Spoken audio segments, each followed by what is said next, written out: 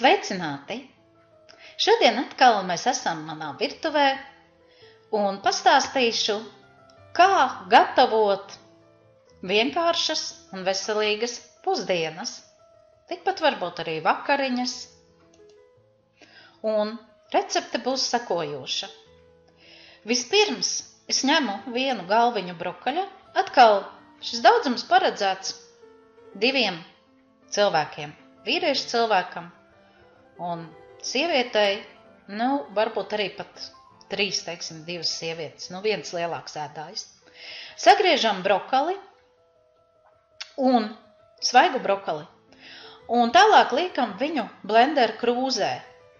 Bet ar blender krūzi ir tā, ka šī krūze ir ļoti laba tiem cilvēkiem, kas domā par veselīgu dzīvesveidu, tiem cilvēkiem, kuri vēlās pāriet uz pareizu ēšanu, tas ir sārmainu ēšanu, apmēram 80 vai 70% svaigu dārzeņu un tikai 20 vai 30% vārītas pārtikas. Tad lūk, šo te blender krūzi izmantojot, mēs varam brokali sasmalcināt. Un tāpēc labāk ir, ja blendera krūze ir jaudīga, tas ir apmēram 1200 vatus. Jo mazās, kuras ir 5, 6, 700, viņas ir ļoti vājas, jums ies lēni un varbūt tieši tādus kā riekstus vai brokaļus būs ļoti grūti sakult, un tad ir jādzesē. Lieku krūzē un apleju, skatāmies, es šeit apleju ar 3 kafijas krūzītēm ūdeni, tīru avotu ūdeni vai nostādināt tīru ūdeni. Kāpēc tas ir vajadzīgs? Tāpēc, lai tieši šai te krūzei būtu vieglāk samalt. Un, redzat, ieslēdzu un maļu tādu kā pjurē. Ja jums būs vārīts brokalis, tad viņš izveidosies pilnīgi tāds kā pastveidīgs. Šeit tagad ir šie te mazie gabaliņi, kas ir no brokaļa, tādi viņi ir jūtami. Šo te salātu masu esam sagatavojuši, jo šis kalpos kā salāti. Dodamies tālāk. Variants šeit ir vēl viens. Šāds te sablenderēts brokalis var kalpot arī kā zupa. Piemēram, jūs ņemat koncentrātu, pieberat pēc garšas, kā jums labāk patīk. Uz 250 ml ir paredzētas 4 ēdamkarotes, man viņas liekas pa stipru. Es vienmēr lieku 2 ēdamkarotes. Tas nozīmē, ka, ja es gribu saņemt dienas vitamīnu un minerālu devu, es varu arī vēl starplaikos izdzert vienkārši pilnīgi tikai tādu bez nekā zupas krūzīti. Un, redzat, es nokāsu brokalim nost šo šķidrumu. Tas būtu priekš mērces. Zupu jūs nedaudz uzsildīsiet šo te šķidrumu, atkal, kā es minēju, ne karstāku par 40 grādiem, lai nepazustu visi mikroelementi un vitamīni. Un mēs iejaucam klāt zupā, ja mēs gribam pagatavot zupu, mēs iejaucam klāt šo te brokali. Un iznāk ļoti interesanta ar šķiedrvielām jau un būvmateriālu bagāta zupiņa. Bet šobrīd mūsu mērķis ir gatavot pusdienas, kur būs tieši pusdienas ar kartupeļiem, un šie būs kā salāti. Tāpēc es nolēju nost šķidrumu, kuru es, protams, izmantošu mērcei. Šķidrumu nevajag liet ārā, ja arī mērcei jums gadījumā nesanāk izlietot, ņemat viņu un izdzerat, jo tur iekšā ir viss labums, kas tika arī noblenderēts no šiem te salātiem. Ejam nākamo soli. Kartupeļi. Ja jūs ēdat vārītus kartupeļus, tad pagaidām neko vairāk dziļāk neskaidrošu, tikai ar mīzu. Kartupeļs vispār ir cieti saturošs produkts, kas veido ļoti daudz gļotas, un kartupeļs ir arī viens no tiem komponentiem, no kā rodās liekais svars, jo pārsvarā cilvēki ļoti daudz lieto kartupeļus. Un ja mēs atceramies, tad padomu laikā kad cūkām nebija mākslīgās barības, tad viņas baroja tikai ar kartupeļiem un miltiem. Un gada laikā bija tāda trekna cūka uzbarota, ka tik turies. Tāpēc kartupeļus vāram ar mizu un ēdam ar mēru, ja nevaram atteikties no kartupeļiem. Un pusdienās man vēl būs sautēti kāposti. Kāposti sautējās pavisam nedaudz. Es viņus saplēšu uz rīvītes, kuras jau es rādījusi esmu iepriekšējās receptēs. Tāds nazīts, ar ko var plēst ļoti smalkas strēmelītes. Arī skābētiem kāpostiem es izmantoju viņu. Kāposti ir sārti, tāpēc, ka man bija palikuši nedaudz rīvētas bietes. Es visu ieliku nelielā ūdens daudzumā, un kamēr vārījās kartupeļi ar mizu, man sautējās arī kāposti. Tas nozīmē, ka tas bija pavisam neilgs laiks.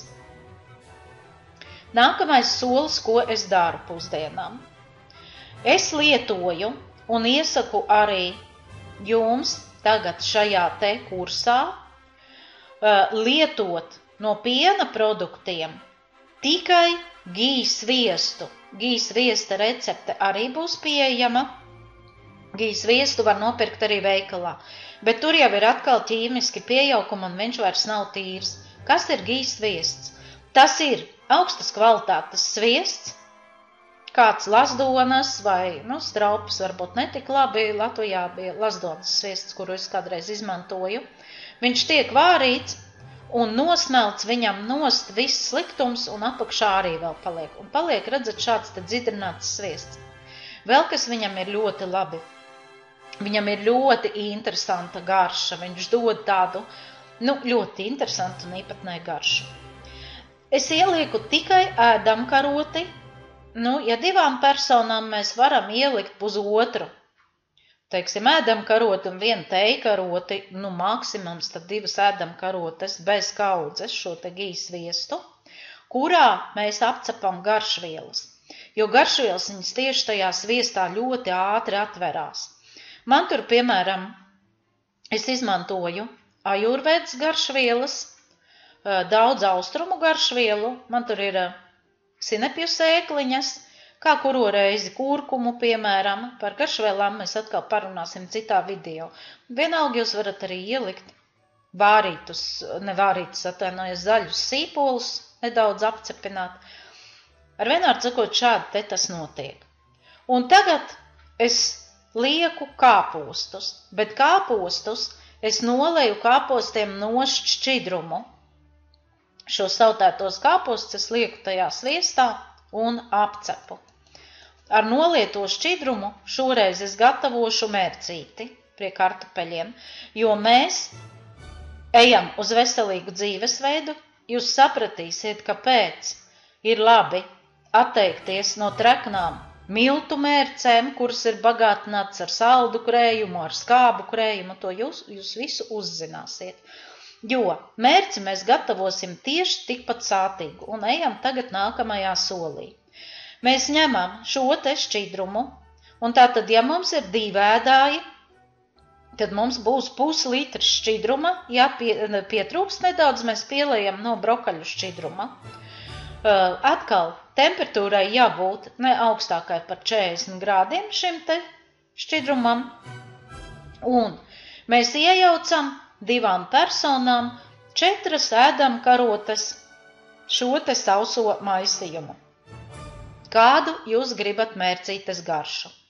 Vai jūs gribat mērces garšu ar tomātiem, tad ņemat tomātus, piemēram, 2 ēdamkarotes tomātu, 2 ēdamkarotes ar kariju. Vai, piemēram, 2 ēdamkarotes kariju, 2 ēdamkarotes ar kartupeļu. Vai varbūt vienkārši ņemat, ja jūs gribat vienu garšu, šeit var miksēt. Un redzat, ieliekot šo sauso maisījumu šķidrumā, mēs viņu sakuļam. Tur es vēl kārtīgi neesmu sakūlusi, bet tad, kad mēs viņu sakuļam, jūs redzat, tālāk jau mēs ielējam skaistā bļodiņā un mēs pasniedzam kopā ar kartupeļiem un brokaļu salātiem. Es brokaļu salātiem neliku neko klāt, tāpēc, kad mērcīte ir ļoti pikanta, un šo mērcīti var pārliet pa visu, pa salātiem, pa kartupeļiem.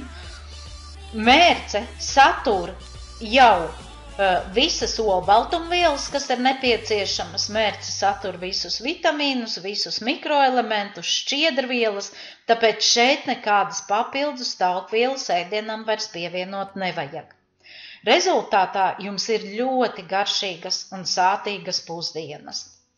Tas bija piemērs, kuru es vēlējos jums parādīt ar savu pieredzi, jo man cilvēki, kas iet šo kursu, saka, tad, kad man ir kaut kas šķidrs, kad es ēdu zupu, tad es ēdu zupu, bet tad, kad man, piemēram, pusdienās ir sautēti rīsi vai kartupeļi vai kaut kāds tāds biezais ēdiens, tad es neredzu pielietojumu šim te koncentrātam. Nē, no koncentrāta mēs gatavojam mērcītes. Tikpat labi mēs varam gatavot arī tikai salātu mērci no koncentrāta.